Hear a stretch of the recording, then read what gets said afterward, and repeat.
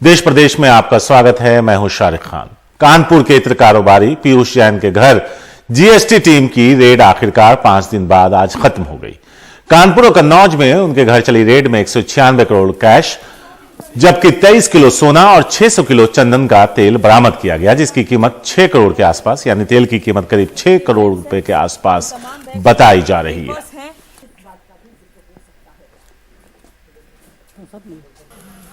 कमाल खान हमारे वरिष्ठ सहयोगी इस वक्त हमारे साथ मौजूद हैं। सीधे उनके पास चलते हैं, उनसे जानते हैं।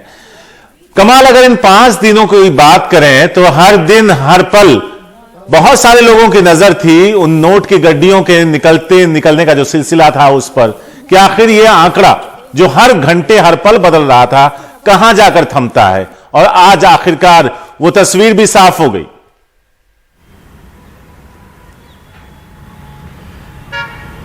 देखिए, 6 दिन तक तो कन्नौज में उनके घर पे रेड चली। कन्नौज में एक और व्यापारी के यहाँ भी रेड हुई थी, लेकिन शायद वहाँ पे कुछ ऐसी चीज़ें बरामद नहीं हो पाई हैं। कन्नौज में तो 6 दिन रेड चली और उसके पहले कानपुर में तकरीबन 4 दिन रेड चली। तो कुल मिलाकर के तकरीबन 200 करोड़ रुपए कैश बरामद हुए हैं। कन्नौज में इनकी एक लैब है और ये प्रोफेशनल केमिस्ट लोग हैं और वो अलग अलग केमिकल से परफ्यूम बनाते हैं। जो पान मसाले में खाने वाली खुशबू है उसका कंपाउंड ये तैयार करते हैं और ये कहा जाता है कि कई मशहूर पान मसालों के लिए उसको ये बेचते हैं। पान मसाले के अंदर एक ख़ास तरह की खुशबू होती है, जो लोग उसको खाने के आदी हो जाते हैं, लत लग जाती है, तो फिर वो दूसरी खुशबू को पसंद नहीं करते हैं। तो वो इनकी महारत थी, इनके पिताजी भी वही करते थे, ये भी उसको वही करते थे। पैसा जो पकड़ा गया है उसके लिए ये कह रहे हैं एजेंसीज कि उनका कहना है कि उन्होंने टैक्स चोरी के लिए जो कैश में व्यापार किया है ये उस व्यापार का पैसा है जो यहाँ पे जमा है। पीयूष जैन के वकील ने अदालत में एक दरख्वास्त दे करके कहा है कि जो हमारा टैक्स बन रहा है 31.5 करोड़ रुपए और इसके ऊपर जो पेनाल्टी लग रही है तो वो हमसे लेकर के हमको छोड़ दिया जाए। लेकिन बहरहाल उनको जेल भेज दिया गया है, क्योंकि जो सेंट्रल जीएसटी के नए कानून हैं उनमें 5 करोड़ से ऊपर की अगर टैक्स चोरी आती है तो उसमें 5 साल की सजा का प्रावधान है, जिसके तहत वो गिरफ्तार करके जेल भेजे जा सकते हैं। अब उनके जो इलाके के लोग हैं वहाँ बातचीत करने पे कहते हैं कि साहब हमें ये नहीं पता था कि इस घर के अंदर इतनी तहखाने में दौलत हो सकती है, क्योंकि ये तो अक्सर बजाज प्रिया स्कूटर के ऊपर और पैजामा वगैरह पहन के, हवाई चप्पल पहन के घूमते रहते थे। शादियों में भी कई बार ऐसे ही चले जाते थे। तो एजेंसीज का कहना है कि शायद वो ऐसा इसलिए करते थे ताकि उनका पैसा लोगों की नज़र में ना आए। कानपुर में जब हम उनके घर पे शूट कर रहे थे तो वहाँ पे जो गार्ड था उसने कहा कि हमको तो घर के अंदर घुसने की परमिशन नहीं थी, हम गार्ड हैं से बाहर रह सकते हैं, लेकिन हमें ये इंस्ट्रक्शंस थे कि घर के सामने कोई खड़ा ना होने पाए। अगर कोई खेल रहे हैं लड़के वहाँ कॉलोनी के या कोई है और घर के सामने खड़ा हो जाए तो गार्ड उनको फौरन वहाँ से हटा देता था। और बहुत ज्यादा लोगों से उनका मेल जोल भी नहीं था। कुछ लोगों ने बताया कि वो विदेश वगैरह भी नहीं जाते थे, इसलिए कि उनका पैसा विदेश जाने से कहीं लोगों की नजर में ना आ जाए कि इनके पास पैसा है और ये विदेश जाते हैं। तो एक बड़े हैरत की बात यह भी है कि जिसके तहखाने में 200 करोड़ रुपया हो, वो अगर पैजामा पहनता है और हवाई चप्पल पहन के बजाज स्कूटर में घूम रहा है तो उस पैसे का क्या इस्तेमाल था जिसके लिए वो कमा रहे थे इस तरह। शुक्रिया कमाल इस पूरी जानकारी के लिए और तफ्तीश से बताने के लिए कि आखिर इसके पीछे का राज और रहस्य क्या है। तो यूपी के इत्र कारोबारी पीयूष जैन के यहां कानपुर और कन्नौज में पड़े छापों में मिला 196 करोड़ कैश 46 बक्सों में भरकर स्टेट बैंक में जमा किया गया। 23 करोड़ के विदेशी सोने की भी जांच हो रही है। लोग हैरत में हैं कि अक्सर पुराने स्कूटर पर पैजामा और हवाई चप्पल पहनकर चलने वाले पीयूष जैन के पास यह बेहिसाब दौलत आखिर आई कहां से। कानपुर की आनंदपुरी कॉलोनी में ये पीयूष जैन का घर है, वो मशहूर पीयूष जैन जिनके घर पे रेड हो रही है। पॉश लोकेलिटी है ये, साफ सुथरी सड़कें हैं, अच्छे लोग रहते हैं, लेकिन इनका घर बमुश्किल 2000 स्क्वायर फीट जमीन पे बना होगा। और एक कहावत है कि कई लोग कहते हैं कि लिफाफा देख के मजमून भांप लेते हैं, यानी खत में क्या लिखा है ये लिफाफा ऊपर से देख के समझ जाते हैं, लेकिन आप इस घर को देख करके ये नहीं समझ सकते कि इस घर के अंदर से 177 करोड़ रुपए बरामद हुए होंगे। पीयूष जैन का घर अंदर से बंद है, घर का गार्ड अंदर ही है। पड़ोसी बताते हैं कि पीयूष घर में लोगों को नहीं बुलाते थे, बल्कि घर के बाहर अगर कोई खड़ा हो जाए तो गार्ड उसे फौरन वहां से जाने कहता था। आप लोग को ये अंदाज किसी को यहाँ नहीं होगा कि कोई इतनी बड़ी बरामदगी यहाँ हो? को भी अंदाजा नहीं, किसी को उम्मीद तक नहीं कितना अमाउंट निकलेगा क्या। ये बक्से रजाई गद्दे रखने के लिए नहीं हैं, बल्कि पीयूष जैन की नोट भरने को उनके कन्नौज के घर लाए गए हैं। कन्नौज और कानपुर में उनके घरों से बरामद करीब 200 करोड़ की गड्डियां 46 बक्सों में भर के स्टेट बैंक ऑफ इंडिया में जमा की गई हैं। ये पैसा कहां से आया? ये क्या टैक्स चोरी है? और अगर टैक्स चोरी हुई तो किस तरह से ये टैक्स चोरी हुई जिससे इतना कैश जमा हुआ? इनकी दो फर्म चलती थी, त्रिमूर्ति फ्रेगनेंसेस के नाम से और ओडोकैम के नाम से चलती थी। दोनों का इनका जीएसटी में रजिस्ट्रेशन था और ये लोग टैक्स का मालूम जानकारी थी कि इनको टैक्स जमा करना है, लेकिन ये लोग टैक्स जानते हुए नहीं जमा कर रहे थे और ये सब काम कैश में होता था। पीयूष के कन्नौज घर से 23 किलो सोना भी बरामद हुआ है। ये सोना विदेशी ब्रांड का है जिसकी जांच हो रही है। पीयूष जैन के घर से मिले कैश की तो जांच चल ही रही है, लेकिन उनके घर से जो 23 किलो विदेशी सोना मिला है उससे उनकी मुश्किलें और बढ़ गई हैं। अब इस मामले की जांच डीआरआई कर रही है कि आखिरकार ये सोना कहां से आया, क्या इसके पीछे गोल्ड स्मगलिंग सिंडिकेट है और क्या इस सोने की कस्टम ड्यूटी चुकाई गई थी। पीयूष प्रोफेशनल केमिस्ट हैं। उनके कन्नौज के घर में केमिकल से खुशबू तैयार करने की पूरी लैब है। मशहूर पान मसालों में इनकी तैयार खुशबू इस्तेमाल होती है। एक बार इसकी लत लग जाने पे ग्राहक वही खुशबू मांगता है।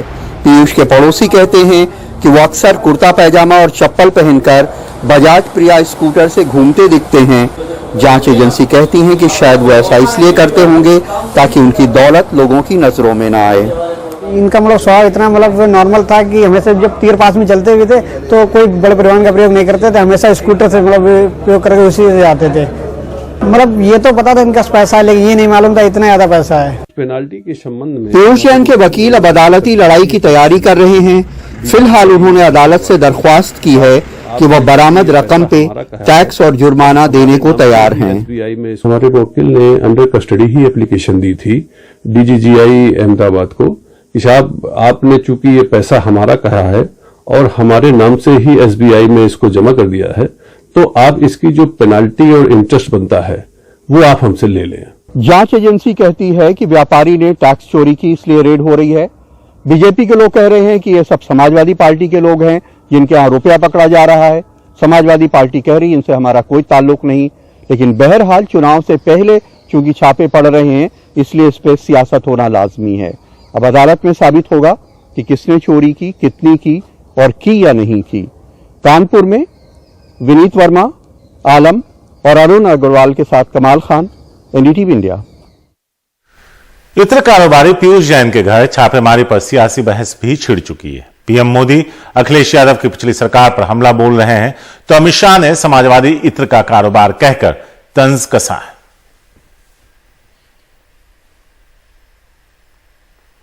बीते दिनों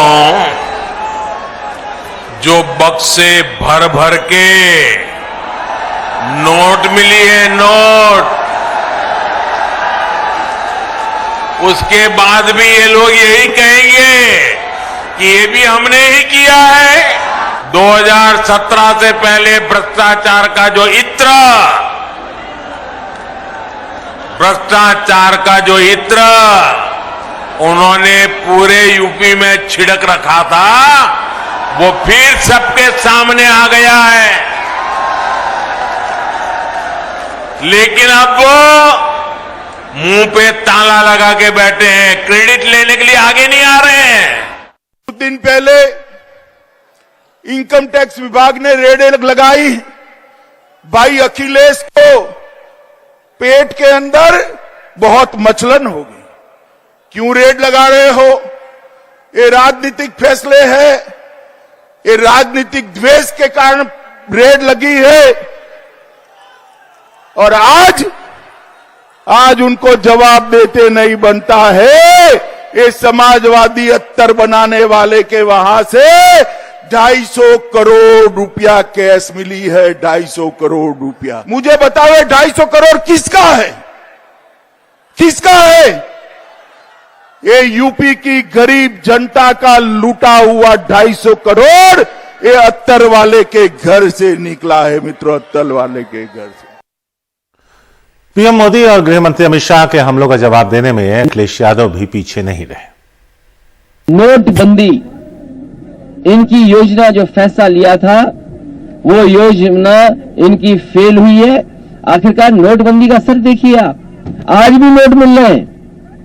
जिन्होंने ये कहा था कि नोटबंदी हो जाने के बाद कहीं भी काला धन नहीं होगा और भ्रष्टाचार खत्म हो जाएगा, तो आखिरकार इतने बड़े पैमाने पर पैसा कैसे निकल रहा है?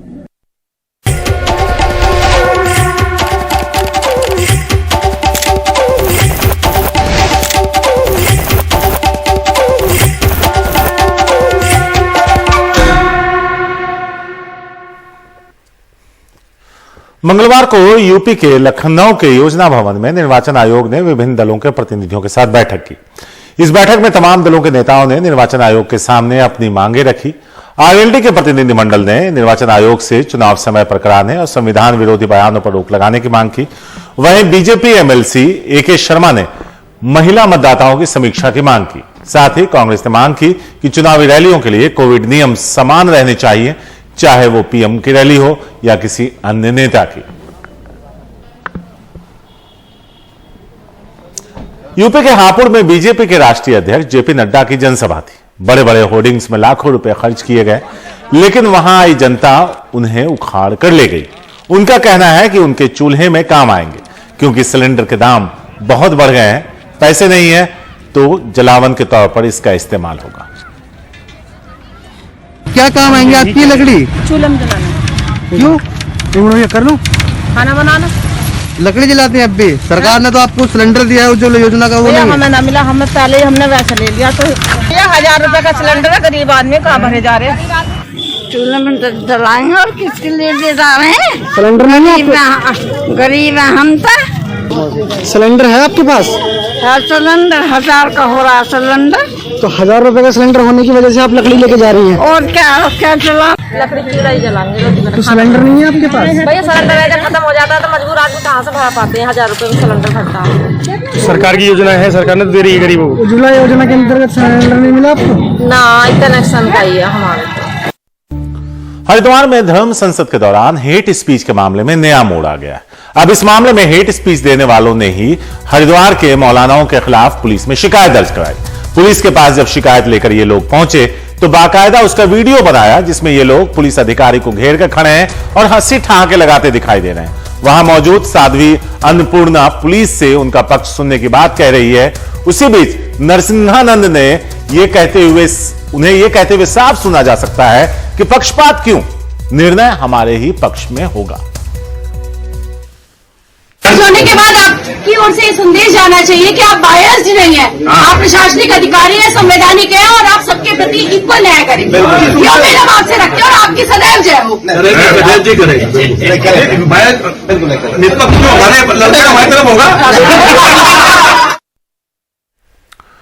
सौरभ शुक्ला हैं हमारे साथ इस बारे में ज्यादा बात करने के लिए। सीधे सौरभ के पास चलते हैं और इस मामले पर उनसे बात करते हैं। सौरभ, अगर हम राज्य सरकार की पुलिस की बात करें तो उसकी निष्पक्षता पर पहले से ही गंभीर सवाल उठते रहे हैं। हरिद्वार में हुए हेट स्पीच मामले में अब तक किसी की कार्रवाई नहीं हुई और अब वही लोग पुलिस वाले के साथ खड़े होकर हंसी ठट्ठा करते नजर आ रहे हैं, जिसमें एक महाराज कह रहे हैं कि निष्पक्ष क्यों, फैसला तो हमारे पक्ष में होगा। ऐसे में न्याय की क्या उम्मीद की जाए? देखिए, जो वीडियो है ना शायद बहुत दिलचस्प है। सोचिए, ये जो 5 लोग दिखाई दे रहे हैं वीडियो में, उनमें से 3 के खिलाफ मुकदमा दर्ज है हेट स्पीच देने के लिए, नफरती भाषण देने के लिए 153A के तहत। वो मुकदमा उत्तराखंड पुलिस ने लिखा है। लेकिन सोचिए, जिन्हें आज सलाखों के पीछे होना चाहिए था, जिन्हें पुलिस पूछताछ कर सकती थी, वो आप अपने आप पुलिस के पास आते हैं, पुलिस के साथ हंसी मजाक करते हैं, पुलिस के बगल में खड़े होते हैं और कहते हैं कि पुलिस उनका साथ दे। अन्नपूर्णा के खिलाफ FIR है 153A में, वहां पे स्वामी धर्मदास, उनके अगेंस्ट FIR 153A में, और वसीम रिजवी जो अभी जितेंद्र नारायण त्यागी बन के घूम रहा है, उसके अगेंस्ट भी FIR 153A में, जो जब हम लोगों ने पिछली बार तमाम स्टोरी ये दिखाई थी, इनकी हेट स्पीच, और दिखाई थी किस तरीके से उत्तराखंड पुलिस हाथ पे हाथ रखकर बैठी है, उसके बाद इन्होंने खाना पूर्ति करने के लिए मुकदमा दर्ज किया था। तो लेकिन उस मुकदमे में कोई कार्रवाई नहीं हुई है। ऊपर से ऊपर अब ये जिनके खिलाफ मुकदमा है, जो खुद मुजरिम है, मुलजिम है, वो खुद आते हैं थाने में, जाते हैं और कंप्लेन देते हैं और पुलिस से कहते हैं कि आप हमारा साथ दीजिए। यति नरसिंहानंद कह रहा है कि इनको ये तो हमारे साथ, इनको तो ये तो हमारे साथ देंगे। तो सोचिए किस तरीके से हौसले बुलंद हैं इन लोगों के, और हौसलों की बुलंदी की बानगी देखिए शारिक। पुलिस वाला वहां खड़े होकर हंस रहा है, अभी तो बुलाया नहीं क्वेश्चनिंग के लिए। नंबर 2, आप कह रहे हैं कि हम लोग अभी इसके बाद रायपुर में धर्म संसद करी, कह रहे हैं कि अभी हम देश के बाकी हिस्सों में जाके भी धर्म संसद करेंगे। जो भी हमने बयान दिए हैं, चाहे वो संविधान के खिलाफ हो, चाहे वो देश के जो संविधान की तमाम उन चीजों को लेकर के इन्होंने जो गलत बयानी करी है, जो अभिन्न हिस्सा है हमारे देश का, उसमें भी कोई खेद नहीं है। जो उन्होंने मुसलमानों के खिलाफ जो नफरती भाषण दिए हैं, उस पर भी वो वैसे के वैसे ही अडिग हैं। तो उनमें कोई भी परिवर्तन नहीं है। परिवर्तन पुलिस में है, जिनको जेल की सलाखों के पीछे डालना चाहिए। मुकदमा होने के बावजूद पुलिस उनके साथ हंसी ठिठोली करती हुई नजर आ रही है। शारिक, शुक्रिया सौरभ इस पूरी जानकारी के लिए। तो सौरभ बता रहे थे कि इनमें से 3 आरोपी हैं जिन पर मुकदमा दर्ज है, लेकिन पुलिस वाला उनके साथ हंसता और मुस्कुराता नजर आ रहा है, जिसमें एक महाराज कह रहे हैं कि निष्पक्ष क्यों, फैसला तो हमारे ही पक्ष में होगा। तो आपको बता दें कि हरिद्वार में एक धर्म विशेष के खिलाफ कई आपत्तिजनक बातें कही गई। नफरत फैलाने, विद्वेष फैलाने का मामला इस पर बनता था। इस मामले पर मामला तो दर्ज हुआ, लेकिन अब तक पुलिस ने किसी से पूछताछ नहीं की। अब वही लोग पुलिस वाले के पास कुछ मौलानाओं के खिलाफ मामला दर्ज कराने के लिए पहुंचे, और वहां पर पुलिस वाला इन आरोपियों के साथ हंसी ठिठोली करता हुआ नजर आ रहा है। फैसला हमारे तरफ ही होगा, निष्पक्ष क्यों। जबकि जो महिला साध्वी है वो ये कह रही थी कि हमारा भी पक्ष पुनः सुना जाए और इस पर निष्पक्षता के साथ फैसला किया जाए। छत्तीसगढ़ के बचपन का प्यार गाने वाले से अपना नाम कमाने वाले सहदेव दिर्दो मंगलवार को एक सड़क हादसे में बच्चा घायल हो गया, जिसके बाद उसे अस्पताल में भर्ती कराया गया। बताया जा रहा है कि सहदेव स्कूटी चला रहा था जब यह एक्सीडेंट हुआ। उसके सिर में चोट आई है। अभी उन्हें इलाज के लिए जगदलपुर रेफर किया गया है।